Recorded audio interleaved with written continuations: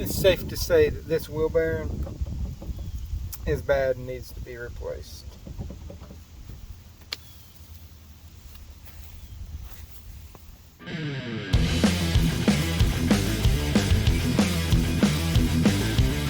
What is up, YouTube? So today we're working on a Yukon XL again, but this time we're going to be doing wheel bearings and possibly lower ball joints. And as you saw from the intro, it definitely has a bad wheel bearing. I don't know if you can hear that, but she's rattling pretty good. So, but like I said, we're going to do the wheel bearings on this on both sides. I'm just going to show you one side just because this is going to be the same step for either side on this one. But we're going to get to it, and first thing I'm going to do is take this wheel off, and it uses pretty much a 7/8 socket.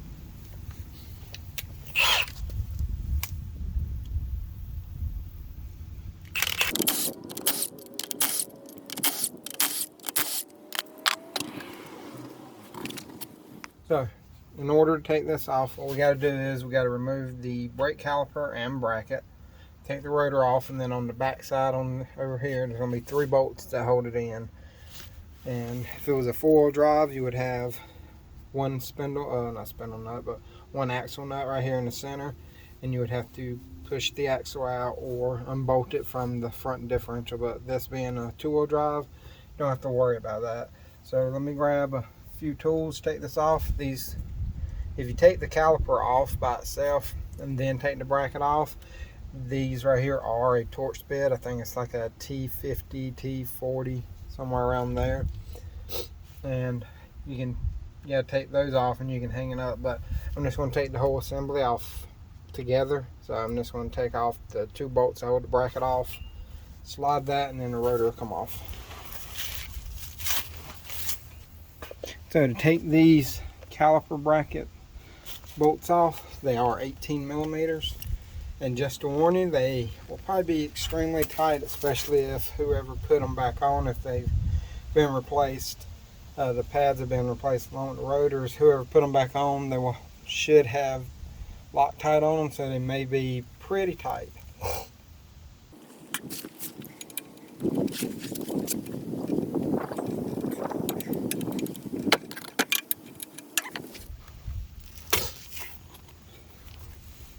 And like I said, that one had Loctite on it, had the yellow Loctite, so they may be pretty tight to get them off. Need my extension.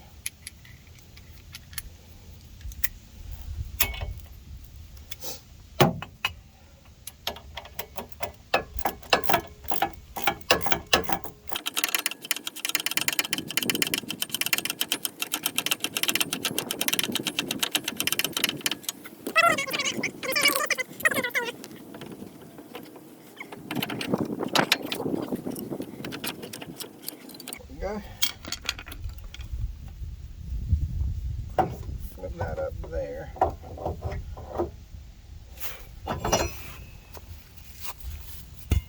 And the rotor comes off.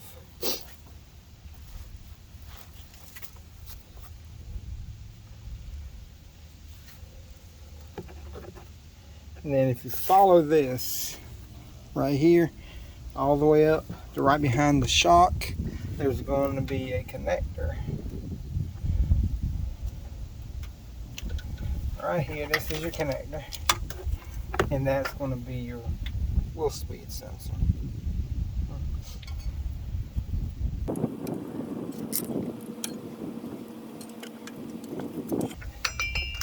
And the new hub assembly sometimes comes with a new sensor, not all the time.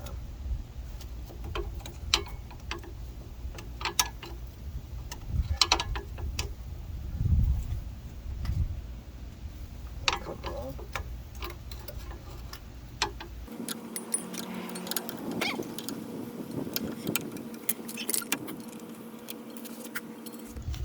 So as you can see right here, here, and there, there's 3 bolts. It should be 15s, I believe. Yep, 15 millimeters. And you take these three right here out, and the hub assembly should slide out. But these do like to rust in sometimes, and you may have to hit it with a hammer or something to get them out. But you can hear it a lot better right here, just how bad that wheel bearing is.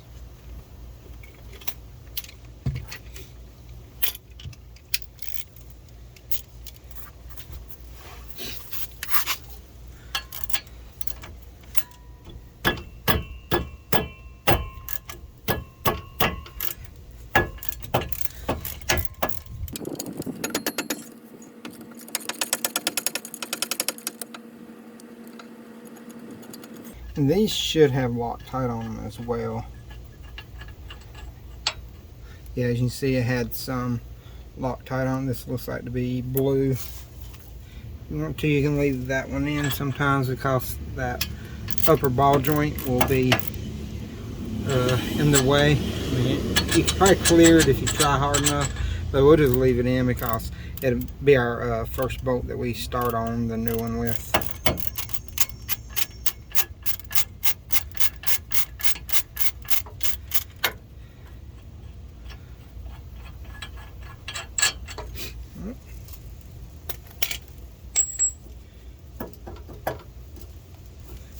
Yeah, I'm probably going to use a hammer and hit it and knock it off. Let me grab my hammer real quick.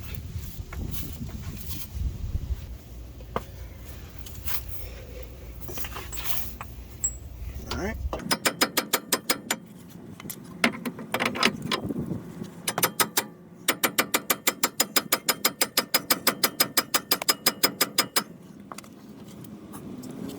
Sorry I hit y'all a little bit with the hammer.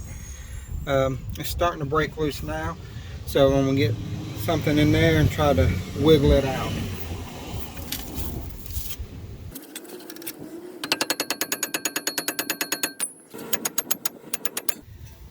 All right.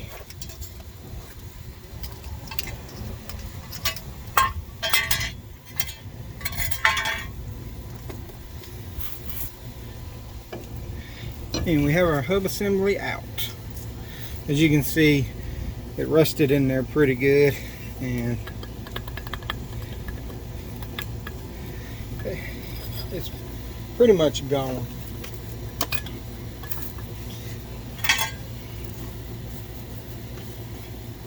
Also, don't forget to put your backing plate back on, and just remember which position it goes in. If it's on the passenger front, the shield is going to go towards the front of the truck, because the sensor wire is going to go through this little cutout right here.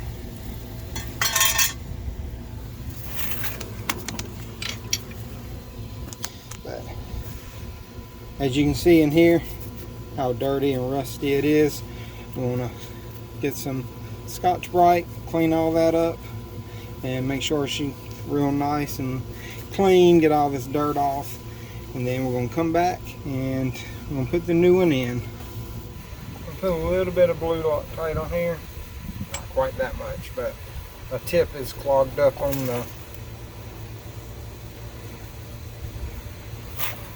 tip of my thing, got clogged up, so I'll have to clean that out. So I just put a little bit on there for right now. I know it's too much, believe me. I know it's a lot too much. But, so stick that on there a little loosely so I can feed the sensor wire through there.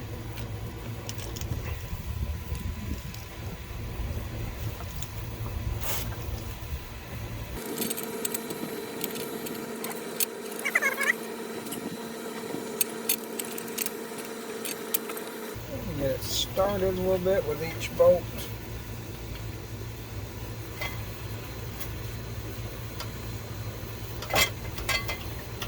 Push it up in there.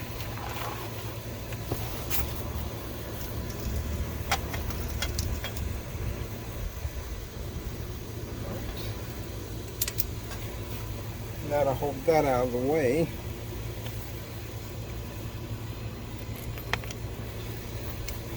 Now I'm going to thread them in hand tight before I do it completely.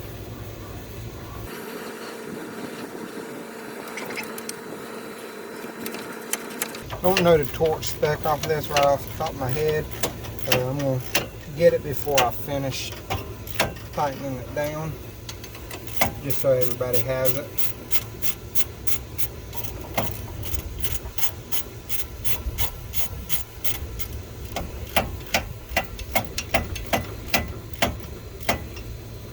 You don't want to run them all the way down too tight until you get them all about the same torque. That way it doesn't go in crooked or anything and cross threads or any of that stuff. Sorry, I know my arm's probably in the way. Alright, so now I'm pretty snug.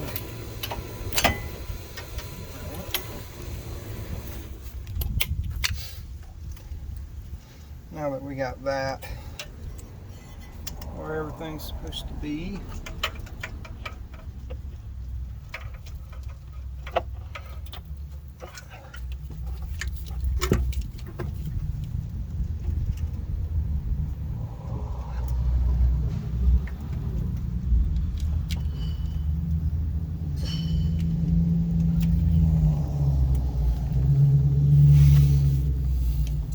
left that one off so we can get the rotor and everything back on there.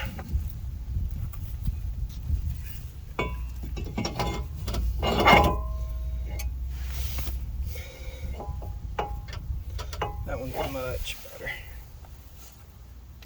And we got this top bracket bolt started. Try to see if I can get this bottom one.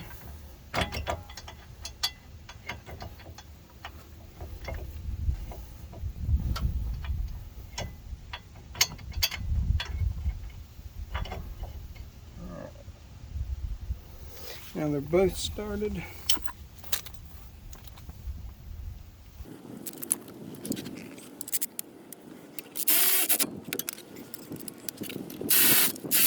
Alright, let me go get the torque spec for this wheel bearing bolts right here, and then I'll be right back.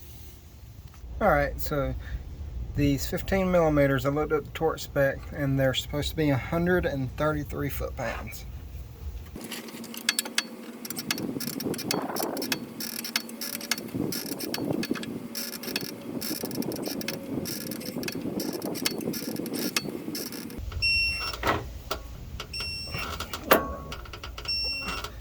So that is pretty much everything to putting a two-wheel drive 1500 series GM truck or SUV hub assembly on.